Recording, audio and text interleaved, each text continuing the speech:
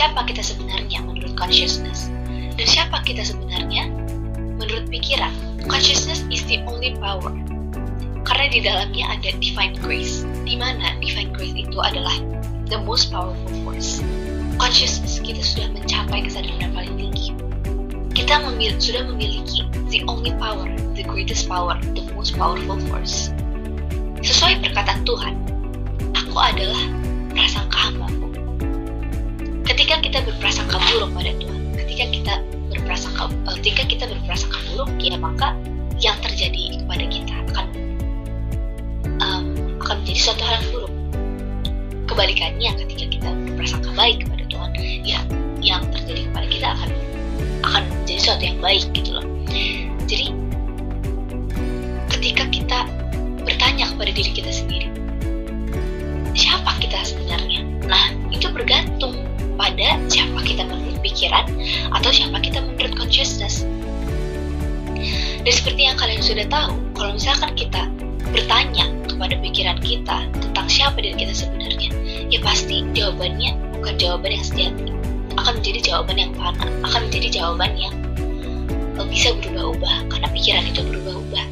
Nah, maka dari itu kita betul-betul harus mendefinisikan diri kita itu sesuai dengan kesadaran kita atau sesuai dengan consciousness, karena itulah jawaban yang sejati atau jawaban yang sebenar-benarnya jawaban. Nah, pada dasarnya seluruh manusia itu memiliki hakikat yang sama. Kenapa? Karena karena kehidupan ini hanya satu kan. Kita semua menjalani kehidupan yang satu.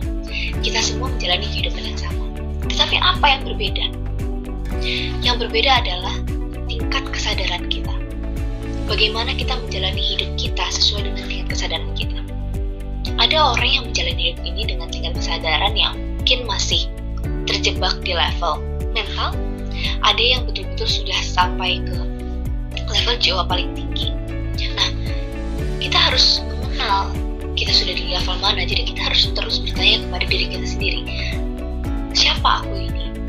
Dan di mana letak self-consciousness-ku? Aku sudah berada di level jiwa yang mana?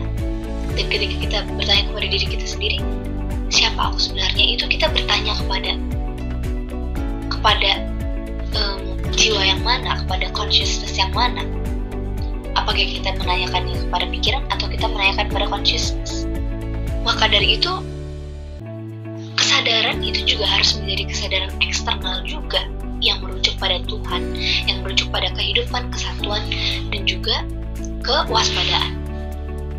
Jadi tidak hanya internal, tidak hanya di dalam diri, tetapi kita juga harus merubah sesuatu yang eksternal seperti waktu itu menjadi sesuatu yang memiliki kesadaran juga gitu.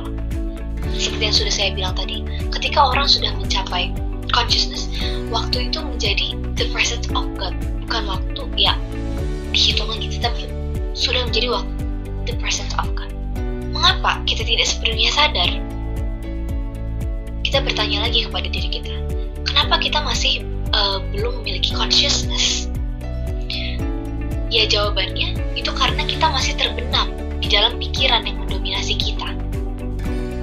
Yang sudah saya bilang tadi, pikiran kita merupakan suatu pisau dengan suatu double edged sword kan. Dia memiliki dua mata pisau.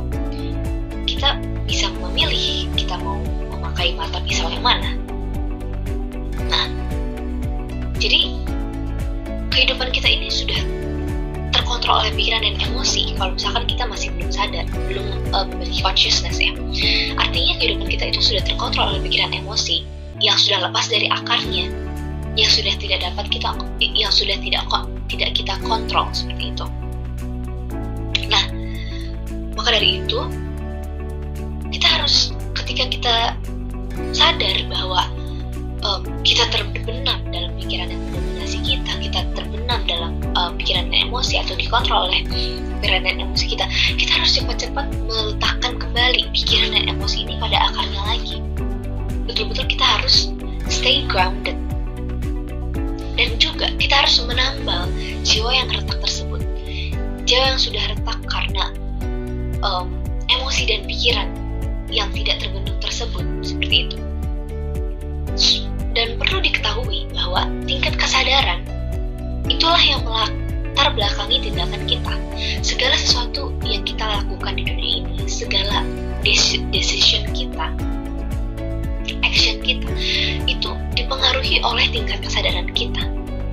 Nah, apakah kita mau tindakan yang kita lakukan di dunia ini dilatar belakangi oleh tingkat kesadaran yang rendah, atau dilatar belakangi oleh pikiran dan emosi yang sudah lepas dari akarnya?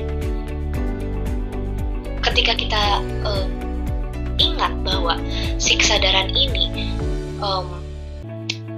berhubungan erat dengan self concept dan juga berhubungan erat dengan belief kita, apakah kita mau mendefinisikan diri kita atau I am kita sebagai konsep sebagai sesuatu yang terprogram di subconscious kita, di mana hal yang terprogram di subconscious kita ini masih ada dualitas, negatif dan positif masih belum balance, masih belum seimbang.